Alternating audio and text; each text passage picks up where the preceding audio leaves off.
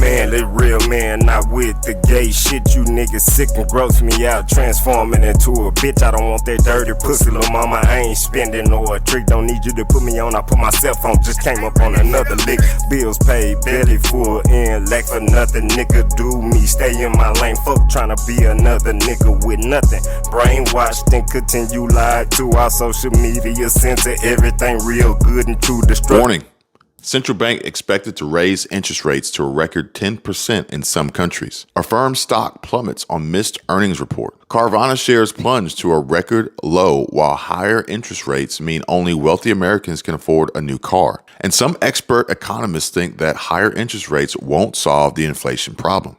Oh, and how do I prepare for a recession if I'm struggling to pay for rent, food, and utilities? It's a good question. These are top stories, news headlines, and major concerns for a lot of American people who are working hard right now just to keep their heads above water. And unfortunately, the results from a recent Channel community poll shows just where a majority of families are landing in terms of wealth right now. Take a look at this. 85% of the folks who voted said they are directly trading their time for dollars, while 75% of voters said they did not take a vacation this year and really need a getaway. So what does that mean? To me, it's clear. Working too long and too hard with no breaks or rest. And even if you did get a few days off, you don't have the money to enjoy a nice, relaxing vacation getaway. So something's got to be done about this, and fast. Because according to experts and Federal Reserve Chair Jerome Powell, we are a sure miss for a soft landing. And like he said in Jackson Hole, there will be some pain felt by families and businesses. Now, please don't shoot the messenger, as I hate to be the bearer of bad news. But guys, I hate to break the bad news to you. We're in a recession. Check. So I'm going to be getting into something. Right now they are saying that there's a doomsday clock that reveals that we're sleepwalking into nuclear war and need a wake-up call. I want you all to know this real quick before I get into the report here. The Bible has prophesied that certain things are going to be taking place in the last days. It said that there will be wars and rumors of wars. It also said this, something very major, worth listening to and perking up your ears. Put your ear on tilt for this one. But it said that more than two-thirds of the Earth's population is going to be destroyed. 2/3. So that's a lot of people, y'all. So it has to be something extremely catastrophic to make that happen. Right now, we are over 8 billion in population worldwide. So do you know how many people 2/3 would be? You know how many billions of people that would be? So according to the Bible again, there's going to be something that is going to cause 2/3 of the Earth's population to be destroyed. That's frightening. In my opinion, you should want to know, why is it saying that, and are we going in that direction? According to this doomsday clock, we are. So, of course, there are a number of different events that could happen. It doesn't just have to be one event, because the Bible also talks about there's going to be a great earthquake that's going to shake the whole planet, not just one region. So if you mix all of this stuff together, or you combine all of the catastrophic events, even if they don't happen simultaneously, but what if all of these various events that are going to take place actually result in the 2/3 population being decreased? Let's get into the article. So what they're saying is that the doomsday clock reveals that we're sleepwalking into nuclear war and need a wake-up call. The doomsday clock has indicated that we're sleepwalking as Putin's war continues, while an expert says we have to do something to avoid the collapse of civilization. So again, if you know the word of the Most High again, you're going to know that there's nothing mankind can do to stop the collapse, because it was prophesied. The scripture actually tells you that certain things are going to take place, and we see many of those things unfolding right now as we speak. We also know that the Most High's word has gone forth out of his mouth, and it shall not return void. So it says the doomsday clock is measuring how close humanity is to its end, and it has warned that we're sleepwalking into nuclear war. The symbolic clock gives an estimate of how close humanity is to destroying itself with self-made problems like nuclear war or climate change. According to the Bulletin of the Atomic Scientist, which monitors the clock. Now, earlier this month, the Bulletin's associate editor for nuclear affairs penned the article, Nowhere to Hide: How a Nuclear War Would Kill You and Almost Everyone Else. This is serious business, y'all. And I kind of feel like a lot of people are sleepwalking through time. Trees. So central banks are also starting to understand nature has real value. Carbon, we already figured out. And carbon is moving very quickly into a system where it's going to be very close to a currency. Basically being able to take a ton of absorbed or sequestered carbon and being able to create a forward pricing curve with financial service architecture, documentation. I just came out of a meeting this morning how we're trying to accelerate that. To be quite honest, not to get very boring, but we're on financial topics and things, but they're going to be derivatives. And you need ISDA documentation if you want to trade a derivative in the marketplace. And all of this actually matters for nature as well. I'm going to quickly hand off, but again, I want to talk about value one more time, because the southern part of the world has value far greater than large elements of the northern part. And when we start thinking about and putting prices on water, on trees, on biodiversity, we find, where does that sit? I'm doing a lot of work out of Asia, and I say that my next door neighbor, Indonesia, is the left lung of the world, and obviously Brazil's the right, and Africa, absolutely critical. And we need their natural capital as a system-based world more than we need that 66 billion we've got sitting in the basement of the Bank of England. So how do we, and I'm hoping this discussion today, at least from a central banker's point of view, on how do we start tokenizing, how do we start building systems that actually create not only the value, but transfer that value. What are you thinking about? It's weird. And what's happened, of course, is that we're standing a bit for some combination of basic morality and sturdy common sense. And it's amazing how well Berkshire Hathaway and the Daily Journal, for that matter, have succeeded with nothing more than basic morality and sturdy common sense. But of course, when people talk about common sense, they mean uncommon sense. Every time you hear that somebody has a lot of common sense, it means he's got uncommon sense. And it is much harder to have common sense than is generally thought. Let me give you an interesting example. In the investment world, it involves an enormous amount of high IQ people trying to be more skillful than normal. You can hardly imagine another activity that gets so much attention. And weird things have happened. And years ago, one of our local investment counseling shops, a very big one, they were looking for a way to get an advantage over other investment counseling shops. And they reasoned as follows. We've got all these brilliant young people from Wharton and Harvard and so forth, and they work so hard trying to understand business and market trends and everything else. And if we just ask each one of our most brilliant men for their single best idea, then created a formula with this collection of best ideas, we would outperform averages by a big amount. And that seemed plausible to them because they were ill-educated. That's what happens when you go to Harvard and Wharton. And so they tried it out, and of course it failed utterly. So they tried it again, and it failed utterly, and they tried it a third time, and it also failed. And of course what they were looking for is the equivalent of the alchemists of centuries ago who wanted to turn lead into gold. They thought if you could just buy a lot of lead and wave your magic wand over it and turn it into gold, that would be a good way to make money. This counseling shop was looking for the equivalent of turning lead into gold, and of course it didn't work. I could have told them, but they didn't ask me. Now, the interesting thing about this situation is that this is a very intelligent group of people that's come from all over the world. You've even got a lot of bright people from China, where people tend to average out a little smarter. And The issue is very simple. It's a simple question. Why did that plausible idea fail?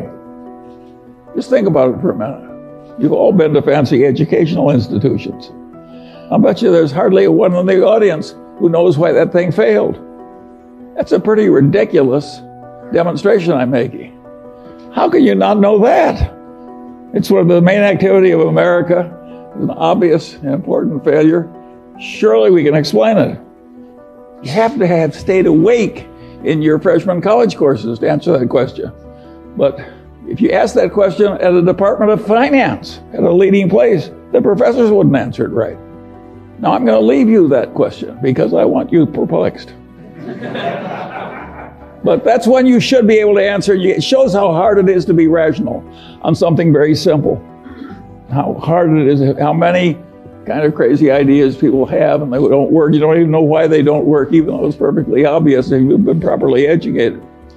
And by the way, my definition of being properly educated is being right when the professor is wrong. Anybody can spit back what the professor tells you. The trick is to know when he's right and when he's wrong. That's the properly educated person. And of course, they're frequently wrong, particularly in the soft sciences. In fact, if you look at a modern elite institution, it's fair to say that a lot of the faculty are a little crazy. It's so left-wing now in the humanities, and it's very peculiar. That's another thing. Why should 90% of the college professors in the humanities be very left-wing? I leave that question for you too. But it happens. Now, at a place like Berkshire Hathaway or even the Daily Journal, we've done better than average. And now there's a question, why has that happened?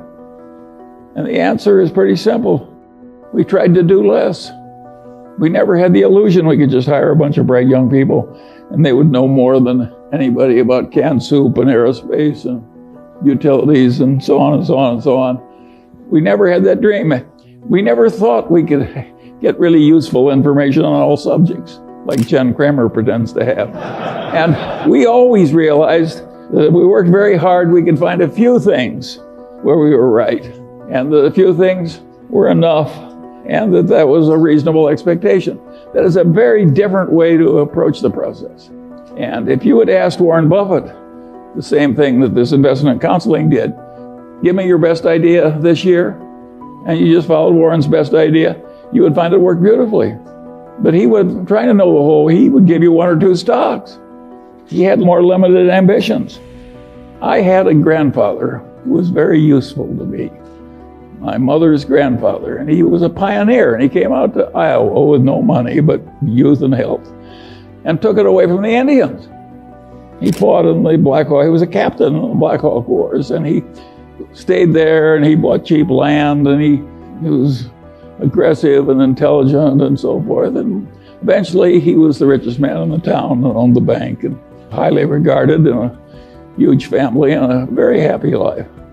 He had the attitude, having come out to Iowa when the land was not much more than $1 an acre, and having stayed there until that black topsoil created a modern, rich civilization and some of the best land in the world. His attitude was that in a favored life like his, when you were located in the right place, you just got a few opportunities if you lived to be about 90.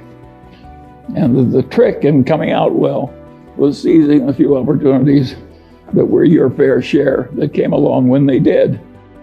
And he told that story over and over again to the grandchildren who hung around him all summer.